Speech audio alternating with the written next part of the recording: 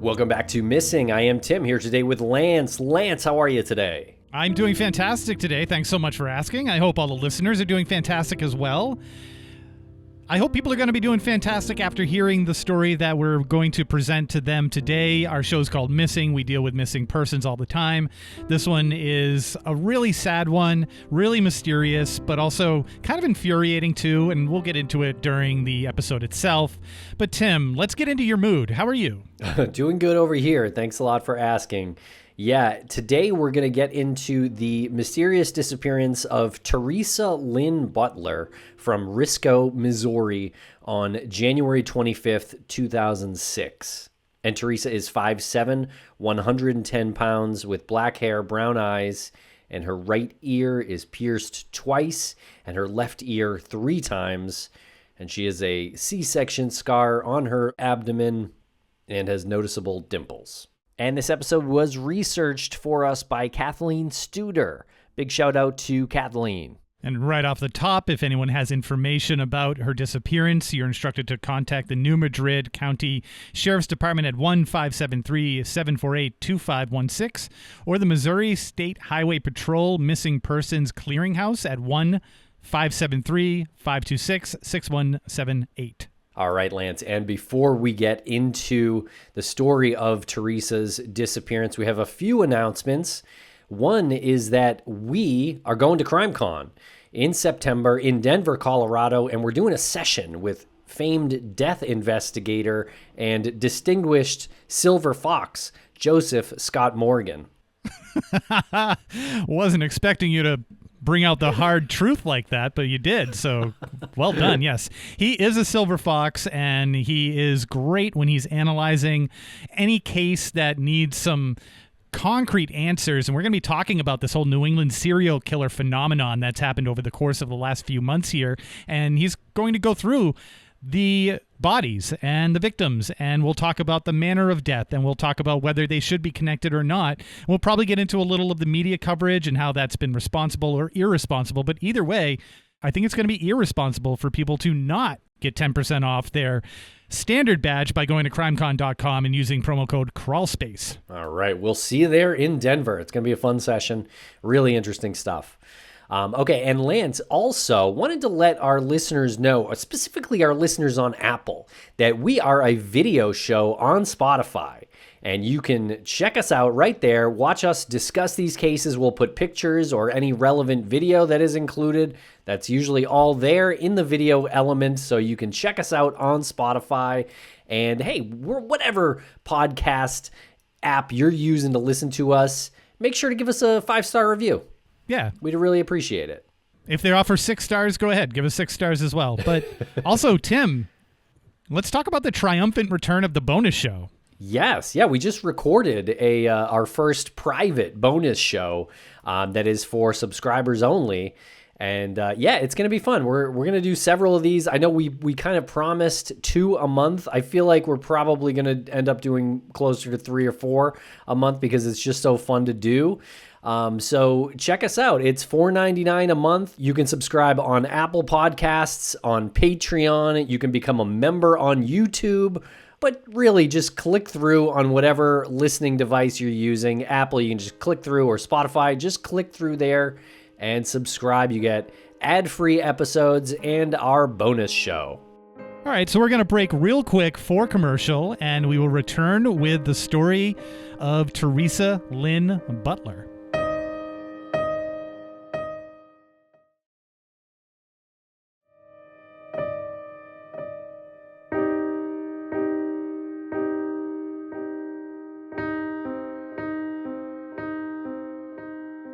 On the morning of Wednesday, January 25th, 2006, Gary Dale Butler came home from his overnight shift at Maverick Tube, a steel mill in Blytheville, Arkansas, to his home about 60 miles away in Risco, Missouri. And he was a little late getting home as he had stopped to have breakfast with his mom on the way home. And here's where the story gets a little bit mysterious right from the jump. He arrives at his house. It's about 9:30 in the morning, and there's a puzzling situation. Teresa's Jeep, his wife Teresa, her Jeep was parked out front as it usually is. The doors were locked. and their two sons, their ages were 2 and 4, were not in their bedrooms. The porch light was unscrewed, so it wasn't working. But even more mysterious there is that it was unscrewed. Yeah. Yeah. So was it like kind of jostled loose over the course of time, or did somebody just unscrew it enough so it wouldn't be able to turn on? Yeah, interesting. I mean, not many reasons why you'd want to do that with a light bulb. And keep in mind, like, he must have worked the overnight shift, right? He's coming back at 9:30 in the morning. So this is something to make sure that nothing's illuminated overnight. So unscrew the light bulb, and you're not breaking it either. Right. So, yeah. But he did locate the boys in the bedroom, his bedroom, him and Teresa's bedroom. The oldest was curled up in a blanket on the bed, and the younger one was lying on a love seat at the end of the bed. Really sad scenario to picture. Yeah, and the younger son's diapers were soiled, and he was sucking on an empty bottle. And Teresa was nowhere to be found. Ugh. And Gary, who went by Dale, started calling around to friends and family to see if anyone had heard from or seen Teresa, because this was unusual. And when that turned up no further information, he called Risco's lone police officer. Risco's lone police officer, the single police officer in town. Risco, Missouri is a one-light town in Missouri's Boot Heel. This is an area defined by the St. Francis River to the west and the Mississippi River to the east. The river also defines the state lines between Arkansas, Missouri, and Tennessee. And since it lies in the floodplain of the Mississippi, most of the land is taken up by agricultural fields with small towns here and there throughout. So don't you just picture that in your head as you're flying? You ever flown over these areas? Sure. Yeah, this is like such an accurate depiction of that. The population of Risco had steadily declined from a height of 502 in 1960 to a low of 296 people in 2020.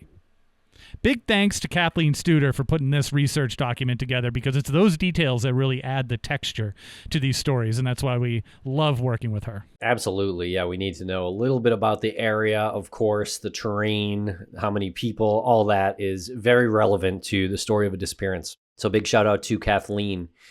So Dale and Teresa lived just outside the city limits of Risco, near the intersection of U.S. Highway 62 and Farm Road 241.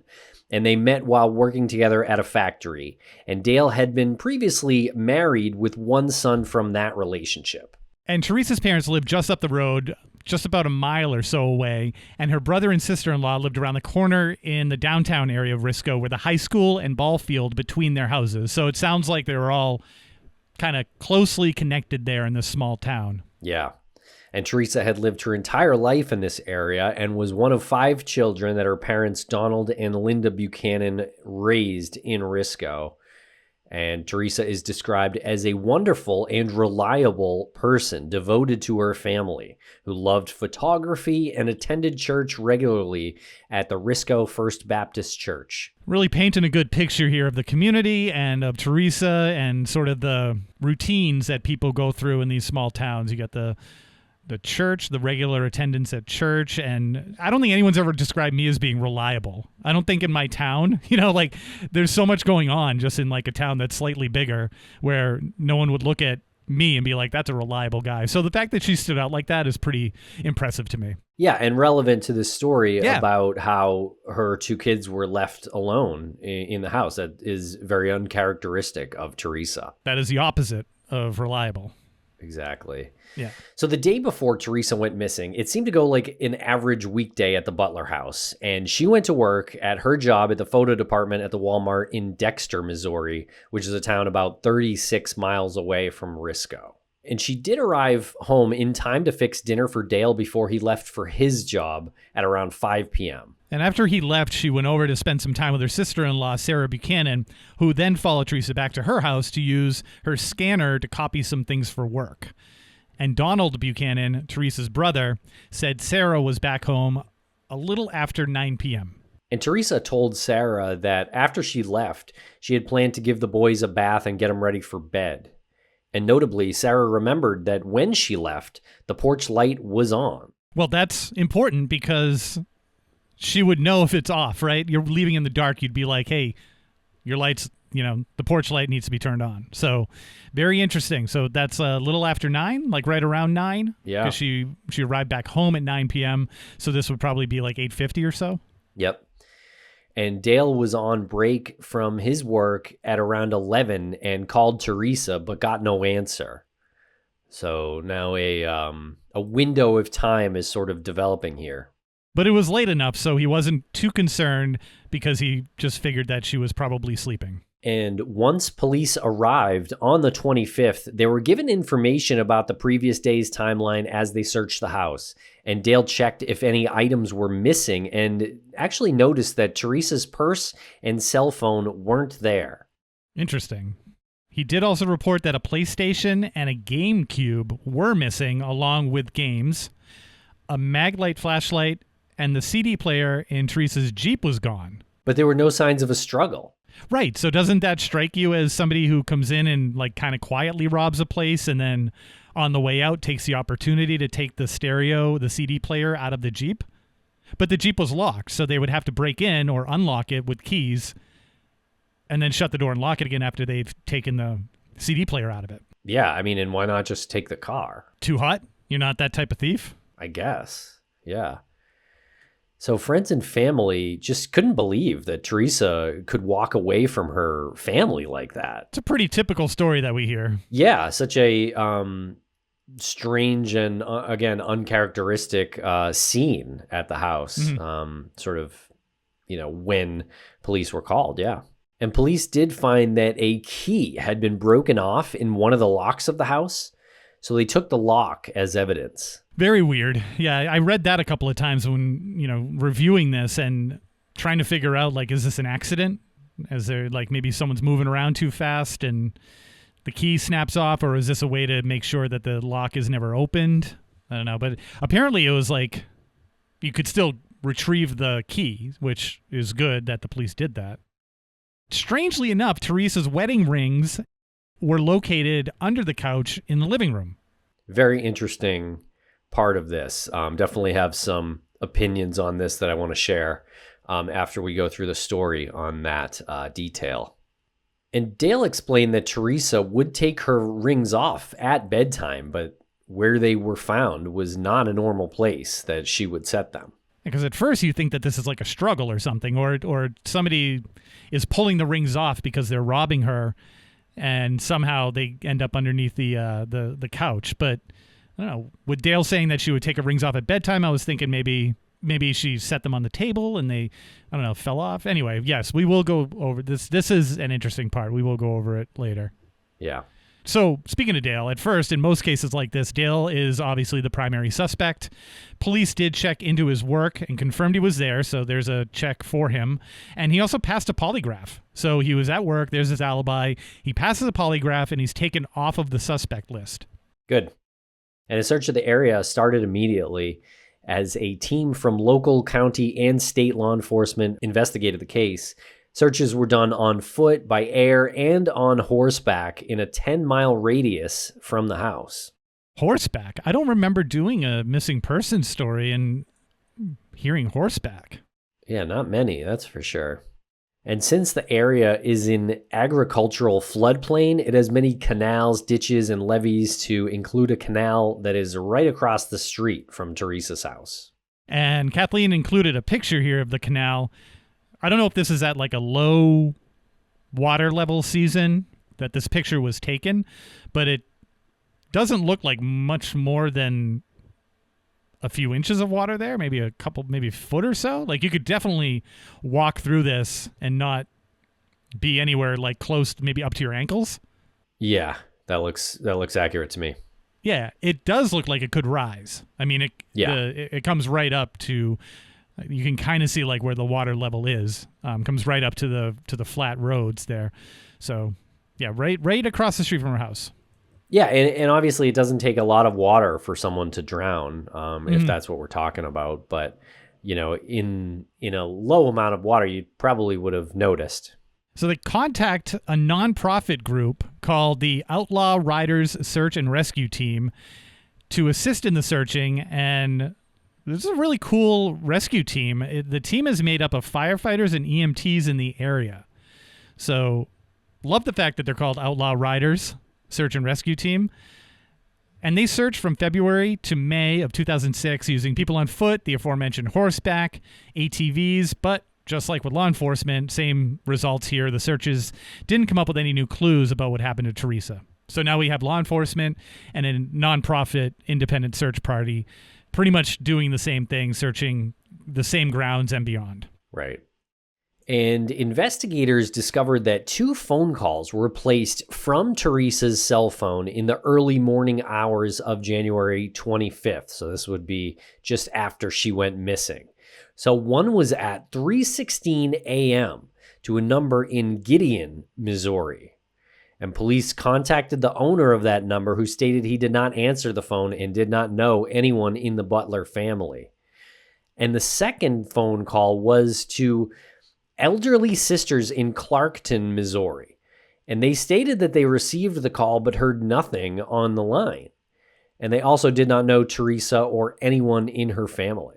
Interesting. Yeah, really interesting. Yeah, and I looked up these towns, Gideon and Clarkton, and they're all like the next town over from Risco. So they're like, a series of like 10 miles or something like that. Interesting. Yeah, and they're all small towns as well. So very mysterious phone calls there being made from Teresa's cell phone, a few hours after she went missing. To seemingly like random numbers. Yeah, very confusing. Well, the local paper, the Daily American Republic, had numerous front page stories about Teresa's disappearance during the time. And in June of 2006, Risco's 100th anniversary was celebrated, and the city was throwing itself a party. But much of the story covered talked about Teresa. Right. Interesting. This huge story in town was happening, but all anyone wanted to talk about and could talk about was Teresa's disappearance. Yeah. And 60 Hope for Teresa Butler t-shirts had been sold to help fundraise for the Outlaw Riders, and they wore those shirts to the event. But small town gossip was running wild, as it does in these cases, and law enforcement said that they were getting several tips every week that they were following up on, which is good. So this wasn't a cold case at this point. And we'll be right back after a quick word from our sponsors. Thanks to our sponsors, and now we're back to the program. I just want to revisit the size of the town. We're talking like around 400 at this time, right? Because it said it was steadily declining, and I think 2020 it was under 300, so this is 2006. So it's somewhere between like, 350 and 450 or something. So these leads, these tips have to be almost connected directly to people that everyone knows, I would imagine. Yeah, it's a very, very small town. Yeah, I would think most people know of each other in this area. Yeah, but months went on and the leads didn't go anywhere. There were no new leads. And on November 26, 50 of her friends and family held a vigil on what would have been Teresa's 36th birthday, releasing 36 pink balloons in her memory. So 50 of her friends, and if the town is like 450, that's a big chunk of the town. True, yeah. And it's noted here that pink was one of Teresa's favorite colors, so that's why the balloons were pink. And life was really hard for Dale, trying to raise his 2 sons on his own. He had friends come stay with him for a little while, which the rural gossip turned into him having a girlfriend so soon after Teresa went missing, and I'm sure there was talk of suspicion and things like that, but this was not true. And this part just kills me. He's in a horrible car accident, and he finds himself on disability. So he's immobile for the most part. He's not able to fix things up around the house. This water leak happens in the house, and mold starts to build up. So he's got a mold issue. And so Dale covers the boys' beds to try to keep them as dry as possible because no one wanted to leave the house in case their mom came home. So they're staying there despite the mold. Dale can barely move. He covers the bed so that they can stay dry because they want to still be there if Teresa comes home. So tragic and sad. But the community stepped up and they raised money for Dale and his boys. So well, that's nice. Make life a little bit easier for them, yeah.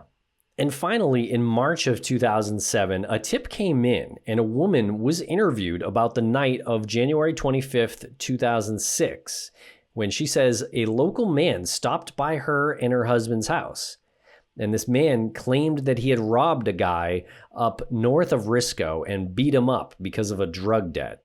This kind of takes an interesting turn here. I really had to go through and process this because we have Teresa, who's a mom of two, Dale in the accident. We're setting up a story to go in a certain direction, and now we have this come in. So March of 2007, there's a woman interviewed claiming a local man stops by her house, her and her husband's house, and claims that he robbed a guy up north and beat him up because of a drug debt. He had a camera and a camcorder that he traded her husband for a gram of meth. So this guy comes to am I reading this right, or am I interpreting this right? He comes to the house, says that he beat up a guy in Risco because of a drug debt. Now he wants to barter with this technology, a camcorder and a camera, for a gram of meth from this woman's husband. Yeah, so this is about 14 months after Teresa went missing. This woman comes forward, and obviously you could probably see why she didn't come forward right away. Yeah. Because maybe her husband could potentially be implicated as a drug dealer in town, which it seems like he was. So this mysterious man had a camera and a camcorder that he bartered and ended up trading with her husband for this gram of meth. And the wife, though, right away, she wondered if this had something to do with Teresa's disappearance. So she actually looked at the camera and video's contents and saw a woman and two boys in the video that she believed to be Teresa and her kids. So her husband does the super responsible thing and tells her to throw the camcorder and camera in a ditch while he burns the videotape that was in it that apparently has this footage. He burns that in a barrel. Yeah. And the husband apparently confronted the random man who bought drugs, but that man denied any involvement in Teresa's disappearance. Just not sure why you'd be burning that. That seems like that would be good evidence. And police searched the ditch where the woman said she disposed of the camcorder, and they were able to locate it. And it was the same brand and style as the one that was missing from the Butler house. But since there was no video inside, nor was there a serial number known, police said that they could not for sure connect it as evidence in Teresa's case, even though it sure seems like it was. Yeah, shady stuff. The husband is like, no, it's better for you to burn that evidence, and I'll just independently tackle the investigation with this man who showed up at the house. I'll go get the info from him. Let's not send it anonymously to the police and try to help the investigation. You burn it, and I'll just go, roughhouse him until he gives me the truth. Yeah. Super suspect. Yeah, and even kind of more sus here is in 2008, police again interviewed the woman. And at that time, she divulged that they still also had the Nintendo GameCube, as well as the games that were also apparently, they were stolen from Teresa's house and then traded to this woman and her drug dealing husband.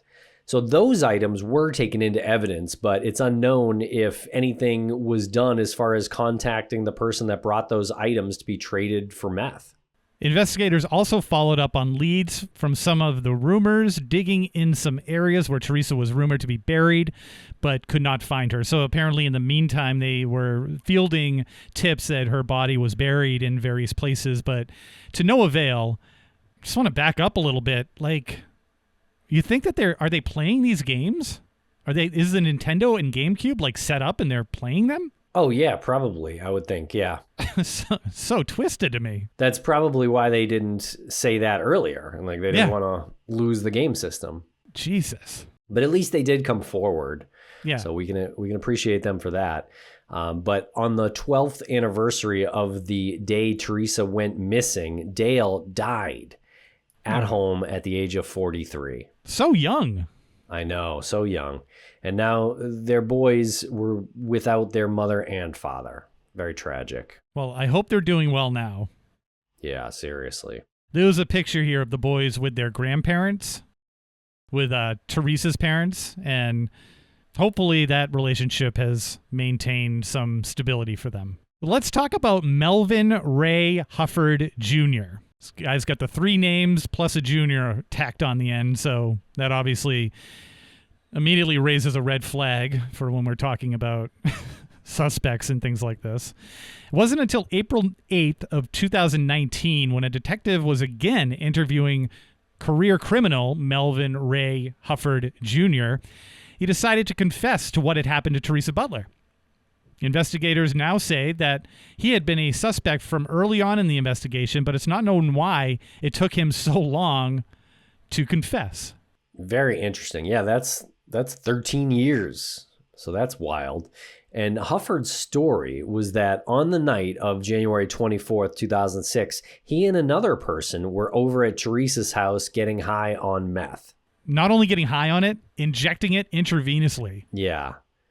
And Melvin claims he himself then injected Teresa with it. So where in this story did you expect Teresa was so addicted to meth that she would be injecting it or letting someone inject it into her veins? I don't think that is true. I don't think that's true either. No. She didn't have him over to do meth and to inject meth in front of her sons and then do it herself. I just cannot believe that that's what happened here. No. So Melvin's story is that Teresa, after having been injected with meth, which, by the way, I did, have to look this up, but getting an injection from meth is supposed to hit you harder than smoking it, harder and faster as far as the effects of the drug. So I guess that's why people inject rather than smoke it.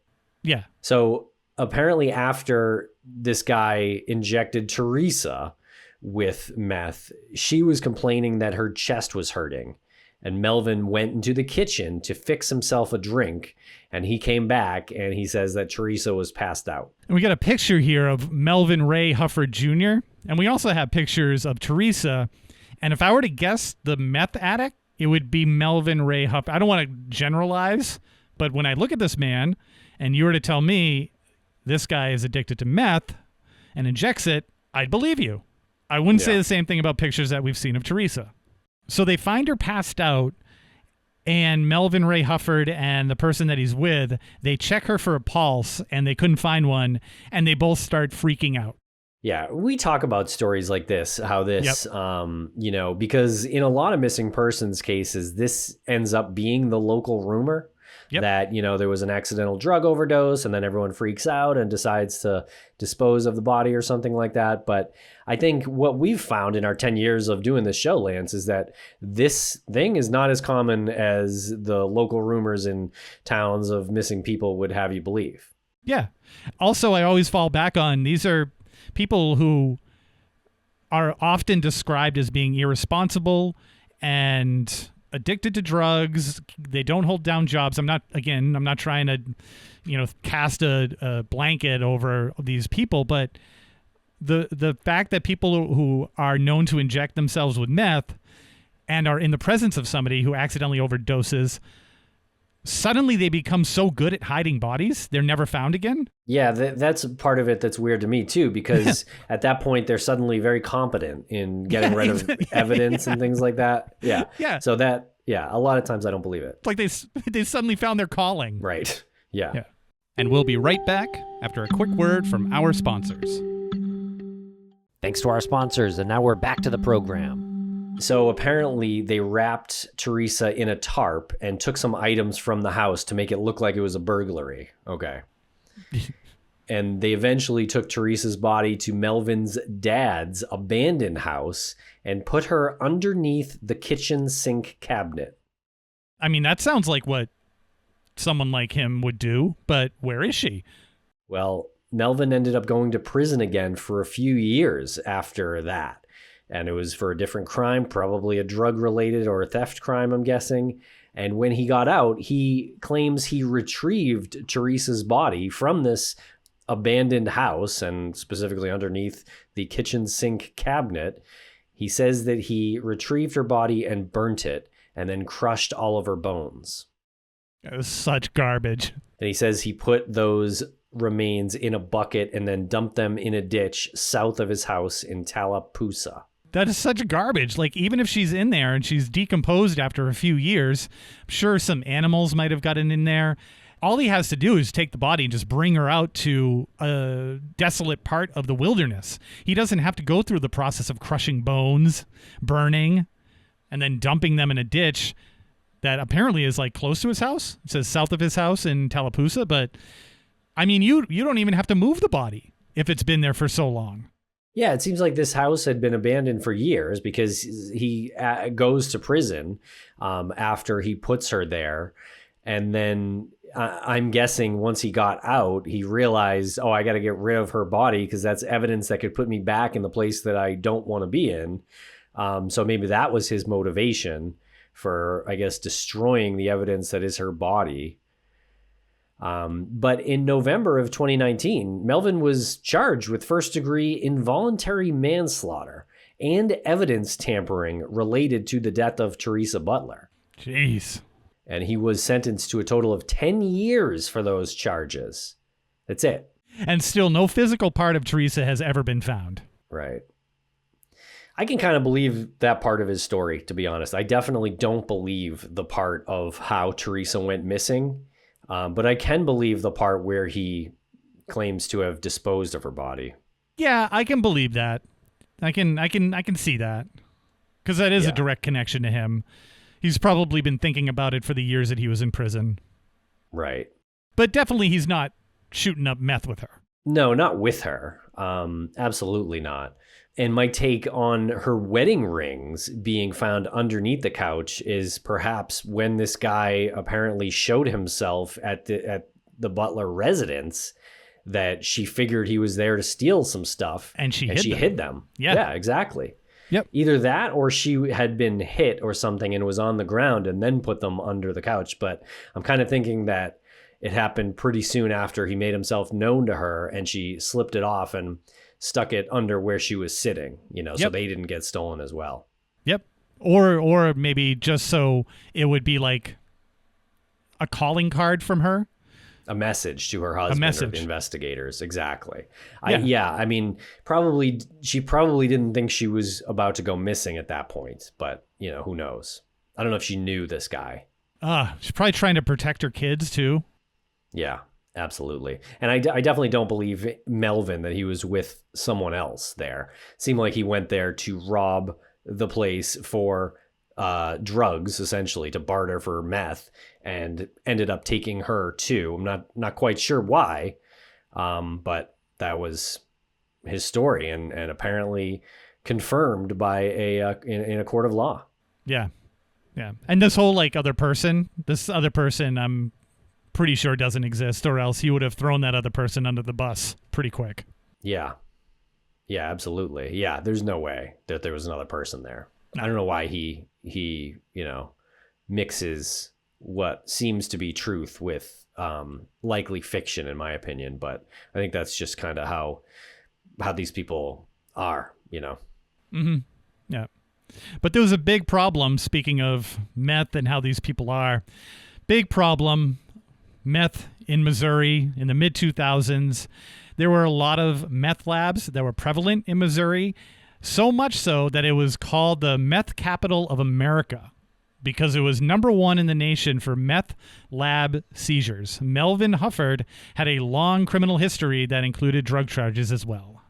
And in all of the accounts found for this story, there was no mention of Teresa using meth other than Melvin's account. So our instincts, I think, about his story were right in that scenario. Could you imagine? They found no paraphernalia at the house. There's no mention of that. There's no mention of anyone else, including her sister-in-law, saying that she was with her that night. I mean, you would know someone who's experimenting with meth. That would be part of your account. I think so. Yeah. Yeah.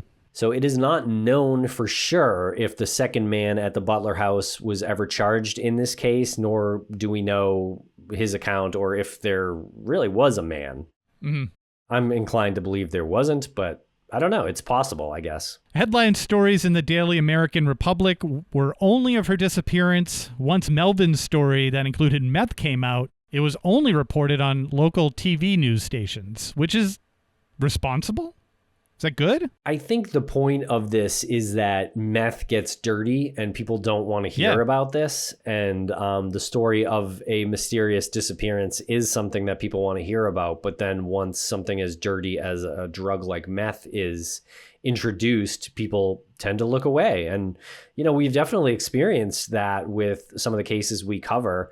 I would say notably just in comparing Maura Murray's disappearance to Brianna Maitland's disappearance, Brianna's friends and family will say that mentioning that drugs might have been involved in her disappearance, and by the way, there's no evidence that there was. In fact, likely was not. But the fact that will come up in some of the local rumors and things like that make Brianna's case inherently more searchable than Maura Murray's case, which does not have any element of that even when it's forced. Yeah, good point.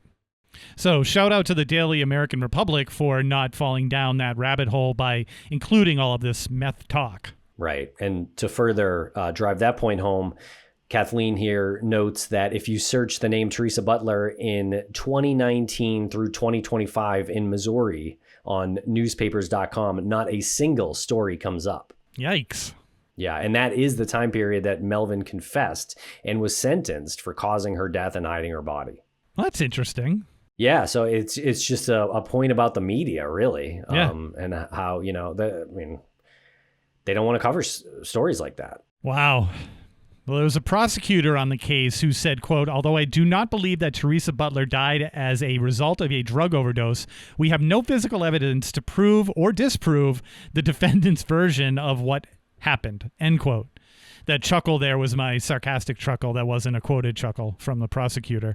But just so frustrating. There's not a shred of evidence that she was doing meth. Right. No, she wasn't. I mean, I feel pretty confident saying that. Yeah, she had two young sons around. I mean, I know people are addicts, and certainly some children in some situations are introduced to that, and that's very sad, but that does not seem like the situation here. Both Teresa and Dale had full-time jobs that they seem to have kind of bent over backwards to go to, seeing that both of them were many dozens of miles away. And Dale's was overnight. Right.